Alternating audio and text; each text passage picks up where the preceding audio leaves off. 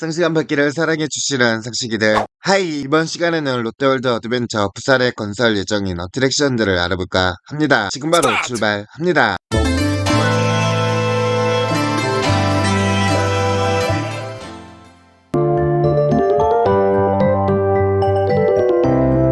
웨일 오브 테일은 건설 계획에 웨일 오브 테일이라는 이름으로 기재되어 있었다. 바닥 면적 212.35제곱미터, 조형물 면적 53.18제곱미터, 총 면적 265.53제곱미터로 표기되어 있었으며 이거로 분류되어 있었다. 공간 활용 지도에서는 스릴형 어트랙션으로 분류되어 있으며 지도의 4번 어트랙션이다. 조감도에도 존재했었다. 이후 최종 조감도에서 포시든 가즈, 위키드 맨션 그리고 2개의 다른 어트랙션과 함께 사라지게 되었다. 2021년 4월 16일 바이킹의 컨셉 아트와 모델링이 공개되었다. 2023년 11월 10일 2025년에 어트랙션 4개, 2026년에 2개가 설치된다는 기사가 공식적으로 나왔다. 아마 웨일 오브 테일은 2025년에 설치될 것으로 추정된다. 최초 개발 당시만 해도 조감도 및 건설 계획이 있었지만 위키드 맨션과 함께 최종 1차 오픈에서 빠지게 된 어트랙션이다. 이 때문에 아직 건설되지 않아서 모델링을 제외하면 공식적인 정보는 하나도 없다. 어트랙션의 이름은 아마 웨일과 테일의 라임을 맞춘 것으로 추정되고 스토리가 바이킹 호수의 고래 모형을 중심으로 구성되어 있기 때문인 것으로 추정된다. 스페인 해저선처럼 바이킹보다 외관이 실제 배처럼 꾸며져 있으며 호수 위에 위치해 있기 때문에 주로 땅에 위치해 있는 타 테마파크의 바이킹과는 차별화된 스릴을 맛볼 수 있을 것으로 보인다. 또 옆에 자이언트 스플래시도 위치해 있어서 자이언트 디거와 자이언트 스윙처럼 다을락 말락한 공포도 느낄 수 있을 것으로 보인다. 아직 건설되지 않아서 규모 및 최대 각도, 최대 높이와 같은 정보가 없다. 하지만 모델링을 보았을 때는 정원 40명으로 정원 56명이 스페인 해적선보다 규모가 작다. 애초에 규모가 작을 수밖에 없는 이유가 위치 자체가 자이언트 스플래시 호수 외곽 부근으로 애초에 부지가 매우 작다. 다만 건설 계획에서 스릴형 어트랙션으로 분류된 만큼 어린이용 어트랙션은 아닌 것으로 보인다. 크기는 스페인 해적선보다도 작은 수준이지만 시설 자체는 호수 위에 있고 대형 고래 조각상이 옆에 있는 등 태밍 자체는 스페인 해적선만큼 잘 되어 있다. 배 디자인 자체도 호평을 받고 있다. 해당 어트랙션이 설치되면 어트랙션이 하나밖에 없어서 정체성이 희미했던 원더우즈 존이 한층 더 보강될 것으로 보인다. 애초에 바이킹에 대한 수요가 확실하고 어떻게 놀이공원에 바이킹이 없냐 등의 많은 비판이 있어 2차 개발 시 건설이 확실시되는 어트랙션이다.